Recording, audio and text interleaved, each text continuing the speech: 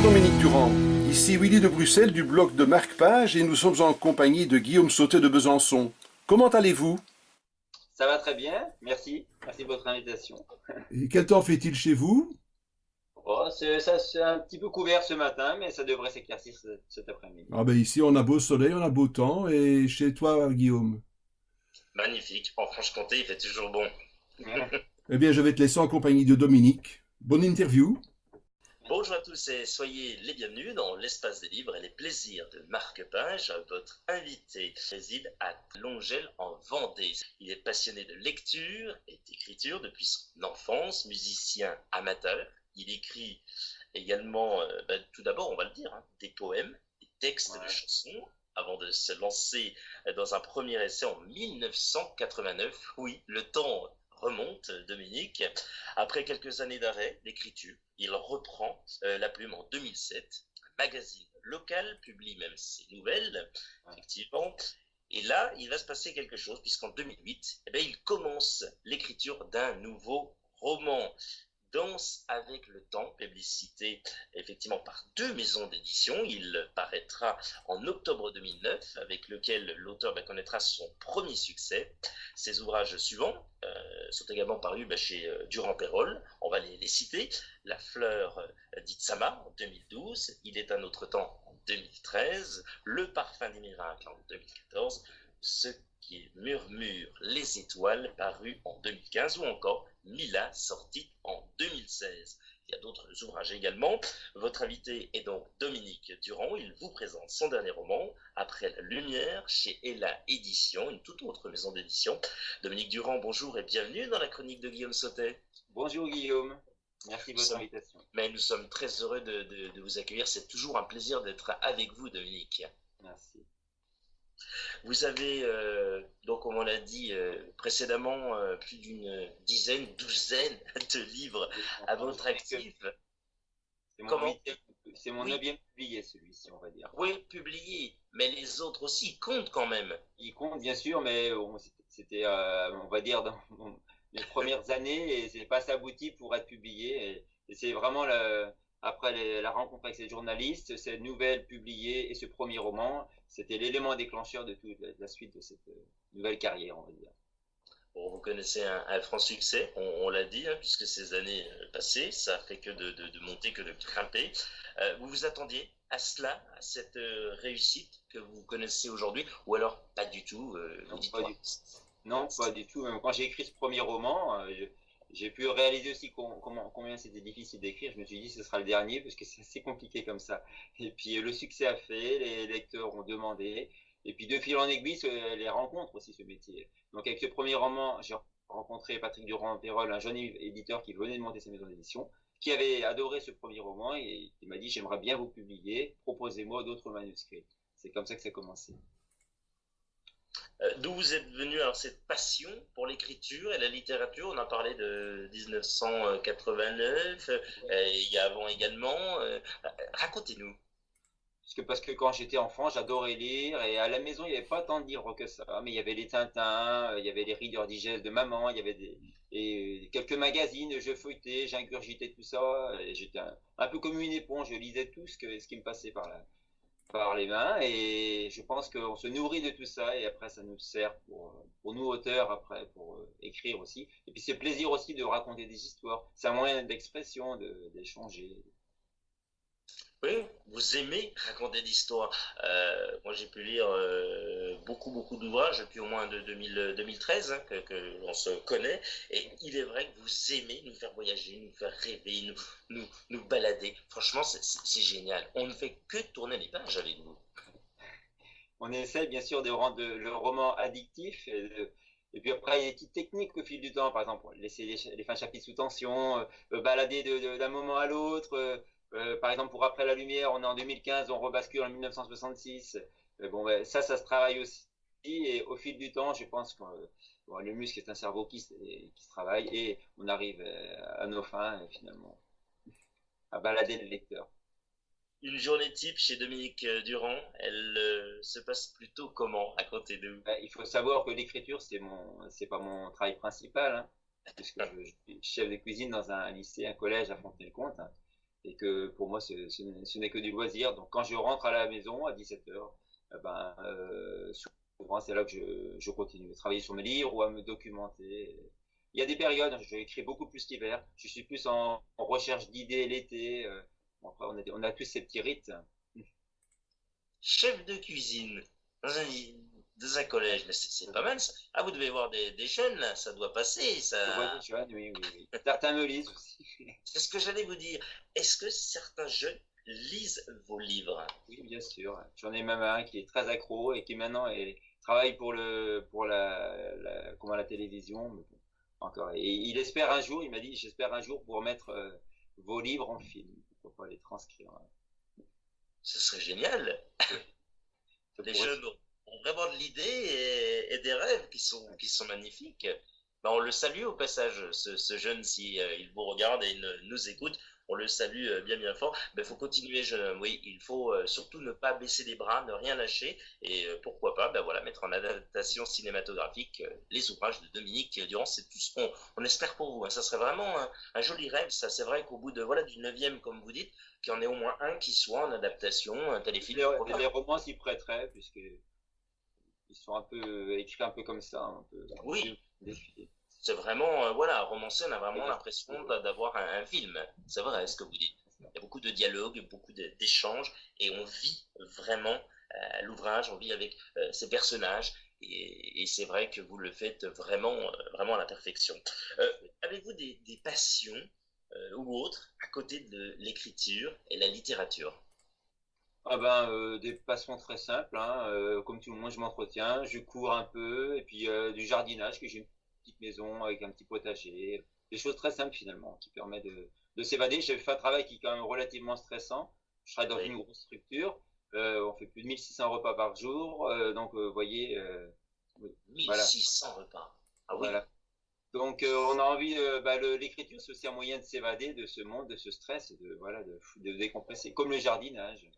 alors le jardinage, le potager, qu'est-ce qu'on y retrouve à l'intérieur? Les tomates, Ben, cette saison, là, des tomates, des cornichons, des courgettes, des haricots verts, des choses. magnifique. Je suis pas un très grand cuisinier, On va venir chez vous, Dominique Durand. On va s'installer à la table chez vous. on va attendre un petit peu que ça mûrisse, hein, parce qu'on manque encore un peu de soleil. Oui, il y a du soleil en Vendée, on le rappelle quand même. Dans le sud Vendée, en plus, il y a beaucoup de soleil, c'est vrai, l'été. Les touristes sont présents. Bon, allez, on continue. On va vous poser une question tout aussi intéressante. Qu'est-ce que vous aimez lire? Quels sont vos auteurs préférés, si vous en avez? Et j'ai pu lire également sur votre site, notamment, que vous avez quelque sorte des mentors, hein, c'est ça? Bien sûr, bien sûr. Bah, moi, là, j'ai été bercé par Jules Verne, Stephen King, Tintin, les films de Spielberg. On retrouve tout cet univers dans mon univers d'écriture, finalement. Je suis imbibé de tout ça, bien sûr. Et puis Et puis, Wells également. ouais. Et puis aujourd'hui, qu'est-ce que vous lisez? Alors, vous parlez de Stephen King, mais qu'est-ce que vous lisez? Tiens, là, si on est chez vous, on va sur votre table de chevet ou au salon, il y a Ouais, quoi comme... j'ai le dernier Dicker à Ah, lire, j'ai pas encore commencé. J'avais adoré le livre de Baltimore et La vérité sur l'affaire Harry Hébert, donc je continue. Quand on a des auteurs comme ça qui nous plaisent ou qui nous parlent, évidemment qu'on a envie de continuer à les suivre. il vous inspire, Joël Dicker, ce tout jeune auteur d'une trentaine Ah oui, d'années? c'est un auteur remarquable quand on voit la qualité de ses écrits, comment il nous embarque, et puis c'est argumenté, c'est un auteur formidable. On, on le salue, hein. Joël Dicker, au passage, qu'on a déjà reçu également pour ma part plusieurs fois et j'espère qu'on l'aura très très bientôt. On le salue vraiment, Joël Dicker, bravo pour ce que vous faites. C'est toujours un régal, comme le dit Dominique. Vous C'est nous un embarquez et ça c'est bon novateur en plus, donc on apprécie. très très fort, notre ami suisse. Qu'est-ce que vous pourriez dire ou conseiller à une personne qui se lance dans l'écriture, qui a envie, comme vous, d'écrire des romans ou autre chose? Ah ben, déjà, de commencer parfois, parce que je rencontre à chaque dédicace, il y a des gens qui me disent j'écris, comment on fait pour trouver un éditeur, c'est des questions récurrentes qu'on a à chaque fois. Et la difficulté, c'est d'écrire un roman au long cours, quand on travaille sur 200, 300, 400 pages. Je leur dis déjà de commencer par des nouvelles, de se présenter à des concours de nouvelles, parce que moi j'ai commencé aussi comme ça, et ça permet de se situer aussi également. ne serait-ce que participer à des petits concours, il y en a partout en région, et ça permet de se faire une idée sur notre style et d'avoir des conseils aussi, parce que tout n'est pas forcément bon dès le départ. Voilà. Et parfois, les gens, pardon, des fois, des auteurs en herbe m'envoient leur écrit et je les conseille aussi. Oui, c'est ce que j'avais vous poser comme question également qui me tordait dans la tête, puisque vous parliez voilà, de ces gens qui peuvent aussi vous envoyer des manuscrits, hein, des manuscrits. Oui, ça se fait alors. Ils se disent, tiens, Dominique Durand va lire, il va me dire ce qu'il en pense. Bien sûr, mais c'est des gens que je rencontre au cours des dédicaces. Et je vous dis, alors je leur dis, par contre, je vais être franc jeu avec vous, hein, je vais leur dire ce qui va, ce qui ne va pas, est-ce qu'il y a du style, est-ce qu'il y a des choses, on s'improvise pas à auteur finalement. Il y a une partie de dons, je pense qu'il y a 4 ou 5% de dons, puis le reste, c'est que du travail, quoi. Comme on a le don d'écrire ou de faire un tableau, ou de faire de la musique ou autre. Et puis après, bon, on peut pas, si on n'a pas ça en soi, cette fibre en soi, un style défini ou quelque chose, bon, après, on ne peut pas, ça ne s'improvise pas. L'espace des livres et les plaisirs de marque-page ont pu voir que vous avez été là ces derniers temps sur de nombreux librairies et autres endroits pour des dédicaces, des séances de dédicaces. Salons et dédicaces. Voilà, salon également. Qu'est-ce que vous en retirez et à chaque fois, et également quelles sont ces rencontres que vous faites avec ces lecteurs et ces fans? Pour tout vous dire, au début, quand on écrit, pour ma part, je pensais qu'on écrivait un livre et puis qu'il sortait et qu'il n'y avait rien de plus à faire, que ça suivait son cours comme ça. Donc, quand on m'a dit qu'il fallait aller les présenter dans les salons, les dédicaces, moi, alors, en général, les auteurs sont des gens plutôt introvertis, ils travaillent tout seuls dans leur petite chambre, dans leur petit local.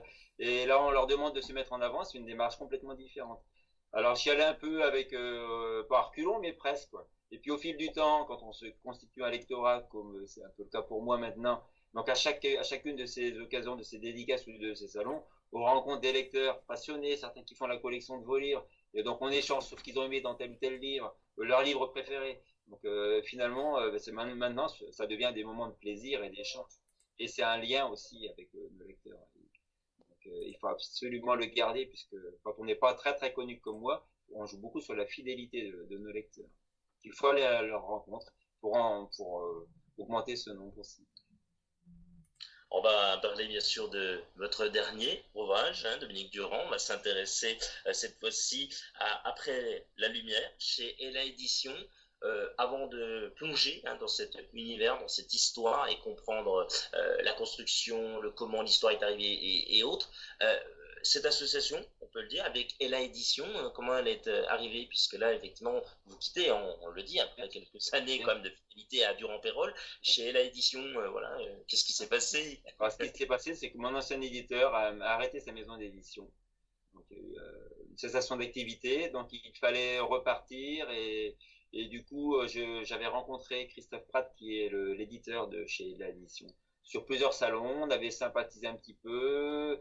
On avait un peu les mêmes goûts au niveau des ouvrages et tout ça. Et quand ça s'est arrêté avec Patrick Durand-Pérol, je l'ai contacté. Il m'a dit, pas de souci, mais il faut quand même passer le comité de lecture. Donc, je leur ai envoyé le manuscrit Après la lumière, qui a été lu donc par tous les membres du comité de lecture, qui a été plutôt encensé. Et voilà, il n'y a pas de souci pour. Et du coup, il va ressortir tous mes anciens ouvrages. Je pense en livre de poche, qu'il y a une grosse demande aussi. Excellent ça. Ah ben voilà. Un projet fabuleux, ça. Tous les anciens ouvrages en livre de poche. Voilà. Et puis après, les nouveaux en beaux livres, comme on fait habituellement. Comme on fait habituellement, et notamment celui-là, on le rappelle, voilà, on vous le montre hein, pour vous qui nous regardez Après la lumière, donc chez Ella Édition. Comment s'est passé, Dominique Durand, la phase d'écriture, en général pour cet ouvrage, les personnages, les chapitres, la conception, l'écriture même en elle-même. Comment ça s'est passé?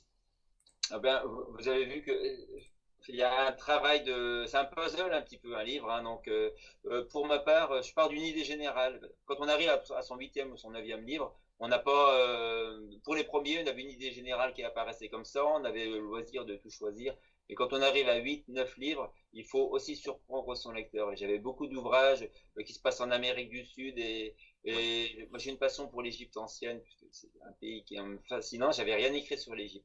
Donc j'avais déjà cet objectif-là, que ça parle d'Égypte.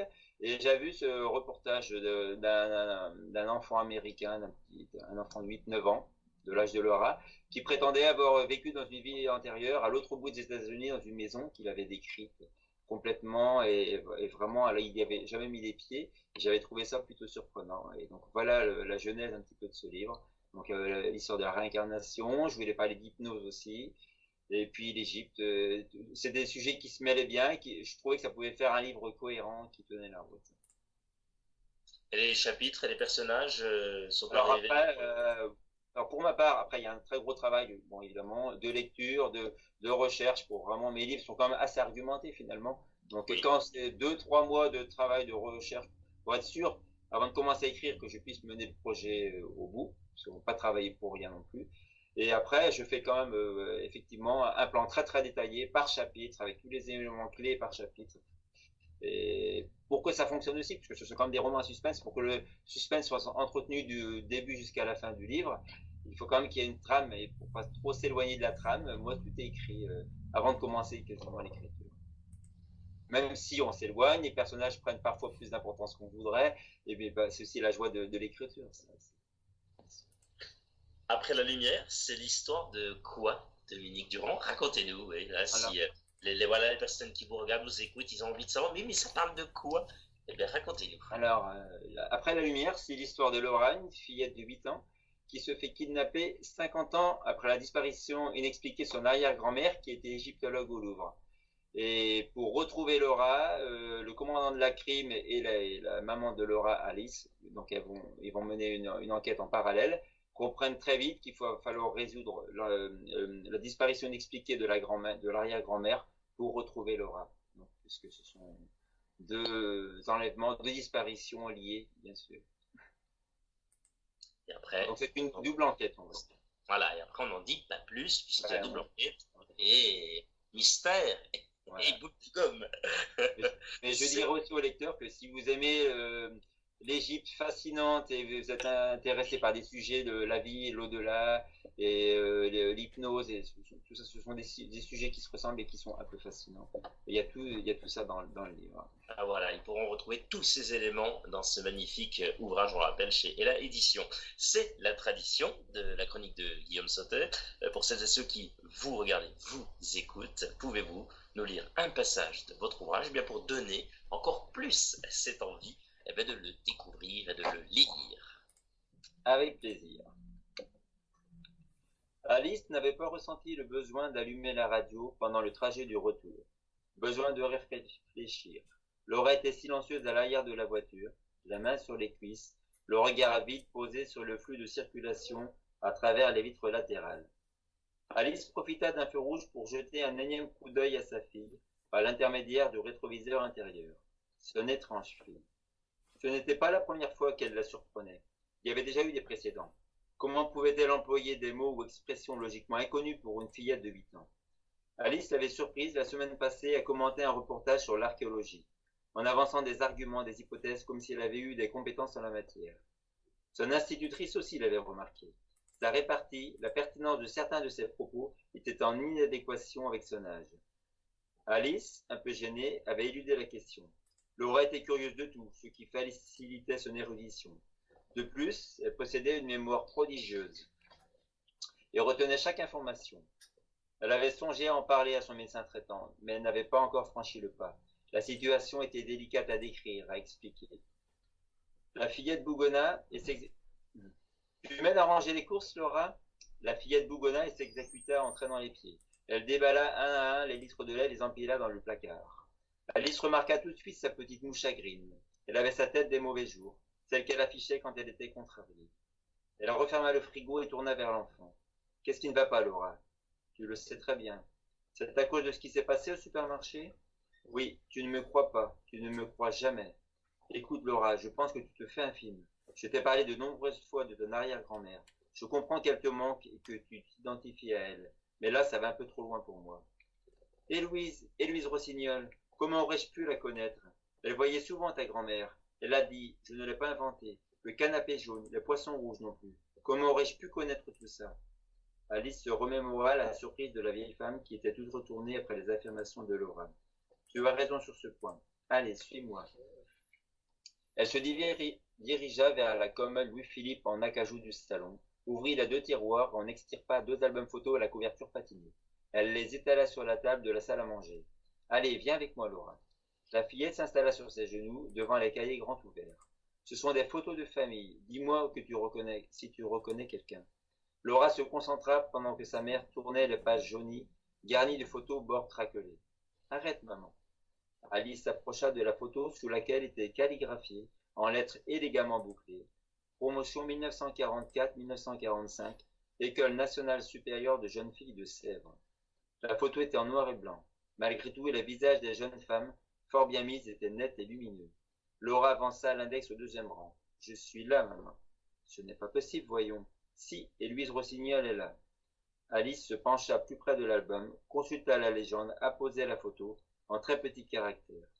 Mon Dieu, elle a raison. Oui, elle a raison. Dominique Durand, Après la lumière, chez Ella Édition. Quels sont vos projets pour la suite, Dominique Durand, si vous en avez? Effectivement, on a pu en parler tout au long de cet entretien, les fameux livres de poche, Ella qui pourrait effectivement le faire.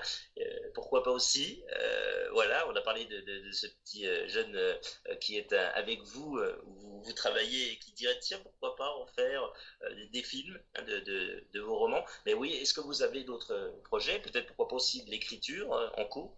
Racontez-nous, dites-nous. Parce qu'il y a des films, des romans, c'est encore beaucoup trop tôt. C'est quand même très aléatoire, on va pas se mentir. Et puis bon, la sortie des livres de poche, je pense qu'on va retravailler encore un petit peu tous ces anciens romans qui certains ont un peu vieilli, peut-être les réactualiser, ça se fait toujours. De toute façon, quand on refait des nouvelles éditions, ça fera pas de mal de toute façon. Et puis effectivement, je travaille sur mon 10e roman. Et comme c'est le 10e, je voulais fêter ça et faire une surprise à mes lecteurs. Donc sur la forme, ce sera quelque chose que je n'ai jamais fait. Je vais leur proposer quelque chose que je n'ai jamais fait. Jamais fait, quelque chose que vous n'avez jamais fait. Alors, tiens, bon, tiens. c'est vrai que je ne voulais pas trop le dévoiler, je peux le dire, parce que c'est la forme. Je vais écrire la suite d'un de mes romans, puisque jusqu'ici ce sont des romans indépendants, il n'y avait jamais eu de suite. Et j'avais un roman en particulier, enfin deux ou trois, mais un en particulier, on me demandait souvent la suite. Et là, du coup, je travaille sur la suite d'un des romans. Et du coup, ça constituera une trilogie, puisque l'histoire se prêterait à une trilogie. Excellent. Bon ben voilà, vos fans, vos lecteurs, et puis ceux qui vont vous découvrir vont pouvoir s'amuser à aller sur votre site également. Hein, vous pouvez le donner. Allez-y, tenez, dites-nous où on peut y aller. Alors c'est dominiquedurand.com tout simplement. Et vous allez dessus et non seulement vous avez des extraits de livres, des avis des lecteurs et aussi des bandes annonces vidéo qui présentent tous les livres réalisés par mes enfants. Puisque oui, qui sont très bien faites.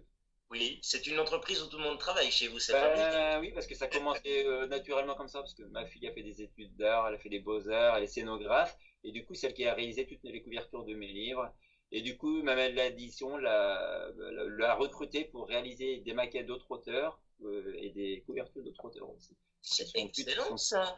Et puis le fiston, lui, s'occupe, lui, de la part de tout ce qui est informatique. Celui que vous avez vu tout à l'heure, c'était le plus jeune, et mon aîné, lui, est ingénieur en cyberdéfense, donc c'est lui qui s'occupe de tout mon site un petit peu. Excellent. C'est vrai que je fais travailler un petit peu toute la famille, mais c'est un plaisir et puis c'est un partage aussi, donc c'est intéressant de partager quelque chose avec ses enfants, parce qu'ils ont vécu le début de cette petite aventure qui finalement n'était pas programmée du tout. Alors on partage ça ensemble et on est très très contents. Et j'ai juste une question, parce que là vous parlez de vos enfants, tout ça. Vos enfants, ils lisent vos ouvrages? Est-ce qu'ils lisent les livres de papa et ils disent oh c'est génial, ou alors oh, non là vraiment non, pourquoi tu as mis ça, ou non, est-ce qu'il y a des échanges comme ça avec les enfants? Bien sûr. Alors les deux grands, le troisième il est plutôt manga, il en a lu quelques-uns, mais ça commence à venir. Par contre, ma fille aînée, celle qui fait les couvertures, Oriane, c'est ma première lectrice, un peu confidente, un petit peu, parce qu'elle lit beaucoup, elle a une bonne culture, et finalement, les premiers échanges se font avec elle. Je lui propose toujours la première fois mon manuscrit. Et d'ailleurs, elle me fait des annotations. Alors, il faut absolument que tu changes ceci ou cela. Là, tu vas un peu trop. voilà, on a besoin de ça aussi. Et j'ai une amie correctrice aussi, avec qui il y a des échanges aussi, bien sûr. Ben, qu'on salue au passage si elle se reconnaît, bien sûr. Il en faut, hein, voilà, de ces personnes qui corrigent, qui puissent, voilà, On n'a pas lire. la Voilà, Ah, voilà, effectivement. c'est intéressant d'avoir des avis, bien sûr.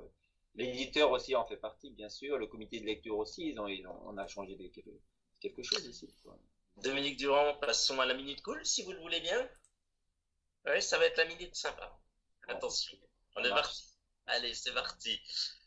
Plutôt l'Islande ou la Tunisie? L'Islande. Ah, Maître Gims ou Michel Sardou? Je vais dire Michel Sardou, j'ai passé pour un. Ouais. Non, pas un ringard quand même. Et d'ailleurs, Michel Sardou, qu'on peut tout simplement applaudir, vraiment, c'est le grand mot, mais qu'on peut Ouais. vraiment, voilà, c'était sa dernière tournée. Et, Ça a été voilà. incontournable, on va dire. Ouais. Moi, Ouais. j'ai grandi avec, donc évidemment. Puis je suis plutôt variété française, donc ça, je ne le redis pas. Plutôt Préfou ou Caillebotte, que on le rappelle, sont des plats typiquement vendéens. Je veux dire kitebot, mais le préfou à l'apéritif, c'est très bon aussi. J'en ai vu un autre qui a un nom très rigolo. Hein. Je ne sais pas si vous voyez ce que je veux dire. Alors, je ne connaissais pas du tout. C'est entre nous. Bon, je le dis ou pas? Oui. Est-ce que je peux le dire? Puis vous nous expliquez juste ce que c'est, je pense que vous allez savoir. Alors, je ne sais pas si on dit le ou la. Je ne veux passer personne. C'est le ou la fion. Ah ben, je crois que c'est plus Marais Poitevin que Vendéen.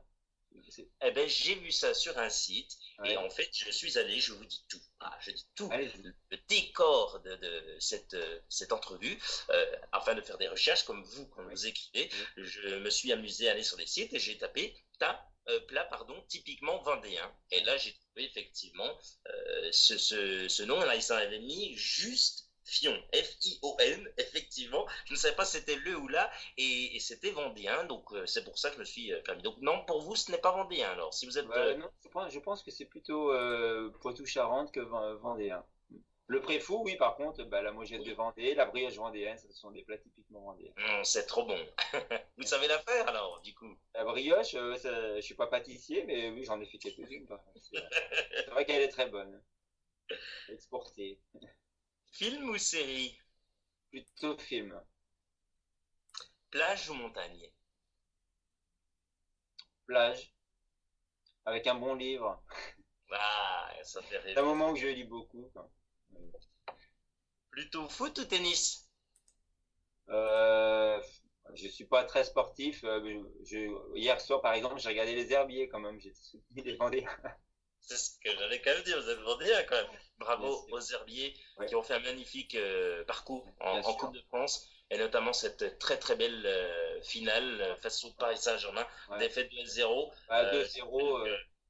2-0 et encore il y a un penalty effectivement que le gardien il y a eu, s'il n'aurait pas Pichot On s'attendait à, on va dire quasiment à une 0. déroute plus spectaculaire que 2-0. Ils se sont vraiment sortis honorablement, ils se sont battus jusqu'au bout, on peut le dire. Oh, Dominique Durand, il est fier d'être vendéen aujourd'hui. Et comme toujours, cette dernière question, si vous auriez un rêve, Dominique Durand, ce serait... Bah, on en parlait tout à l'heure, que mes romans soient adaptés au cinéma, par exemple. Je pense qu'il y aurait matière à, si un réalisateur va s'y pencher. Oh, Je pense à c'était mal. parce que Spielberg il est peut-être pas trop touchable pour le moment. C'est tout le mal que l'on vous souhaite, bien sûr.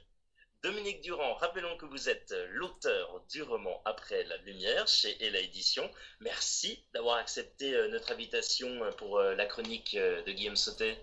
Merci à vous, c'était un beau moment, vraiment. Vous revenez quand vous le souhaitez, hein, vous êtes chez vous aussi. Hein. Avec plaisir. Alors ce sera pour le prochain, si vous m'invitez, bien sûr. Ben, on vous invite et peut-être une invitation du côté de Bruxelles. Si cela vous dit, je pense que certains Willy Lefebvre me dit près de mon oreille, pourrait pourquoi pas vous accueillir dans sa demeure. Vous voyez tous les livres, effectivement, là, vous voyez en face. Ça pourrait être sympa. Très bien, pourquoi pas. Voilà, alors une signature à Bruxelles. Ok, ça marche. On sait aussi bien que le fauteuil de Michel Drucker, hein, je vous le dis, il est aussi confortable. Bien. En tous les cas, on vous dit à très bientôt, Dominique Durand. Bientôt, et merci. Nous, comme toujours, on se retrouve très très prochainement pour de nouvelles aventures littéraires. L'Espace des livres et les plaisirs de marque-page vous remercie infiniment pour votre écoute et de votre fidélité. Prenez soin de vous comme à son habitude. Bien entendu, bonne lecture à tous et salut!